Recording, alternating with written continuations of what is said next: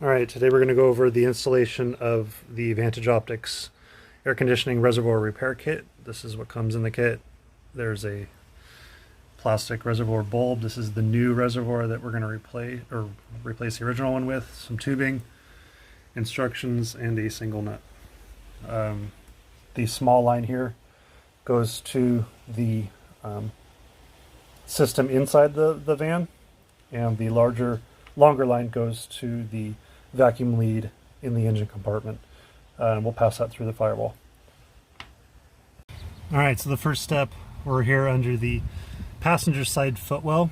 So you have the heater core is right behind this thing here.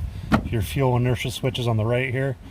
But the lines we're interested in right now are not this white one here, but this black line here that passes through a grommet up in here, and that goes to the factory reservoir that is leaking in this case. So what we'll do, we'll pull this grommet out. It's a little rubber or silicone or something grommet. Comes right out like that, no big deal. At this point you can do two things. You can try and reuse the grommet, or you can simply cut the line and leave it be. So we'll do the second version, which would allow you to reuse this line in the future if you decided you really wanted to use the factory reservoir. So we'll cut the black line on this side of the reservoir. So now we can move on to the next step here, which is passing the larger diameter line of our kit. It's kind of a mess here. What happened?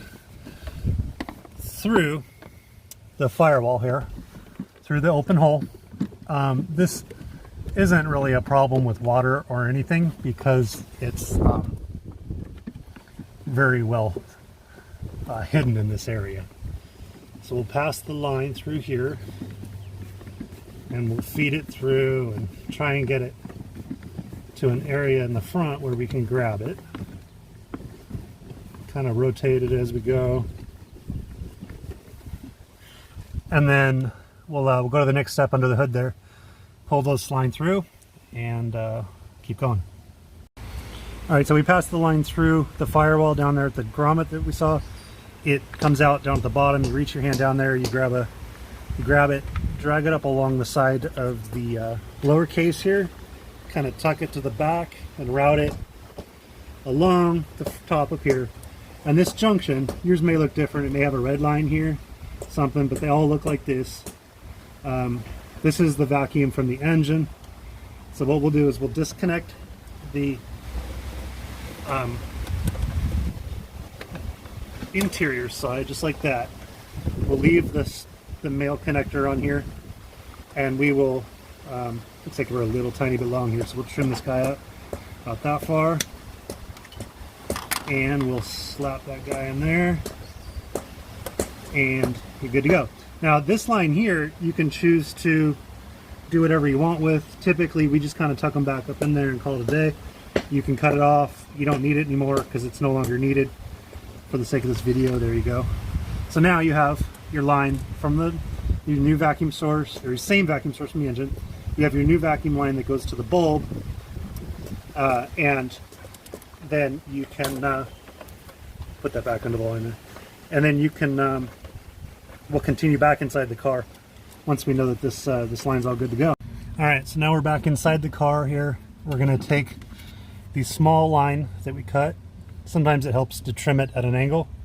And we're gonna take the small line from the new reservoir and we're gonna put those two together. Sometimes it helps to lube up this guy here. And slip that in there. It's not terribly easy, but the line is flexible. Put that in as far as you can get it. Doesn't have to be super secure because it's vacuum and these are pretty happy together. And once you've got that connected like that, the further the better, obviously, so you can keep going. You can get it in there. It's plenty though. So now we're connected here. So the next step is to take the nut that's provided in the kit, little flange nut, and we thread it onto the exposed stud up here at the front. That's for the case on the other side of the firewall. And then we simply push the wires up, try and get them onto the other side of the bulb there. We slide the bottom mount and we tighten it up. And we use a nut driver here. And we secure it, making sure the bulb is still pushed down. And once that's all tightened up, that's what you end up with. And the installation is now complete. You can try and secure the lines if you like, but they won't go anywhere. And you're good to go.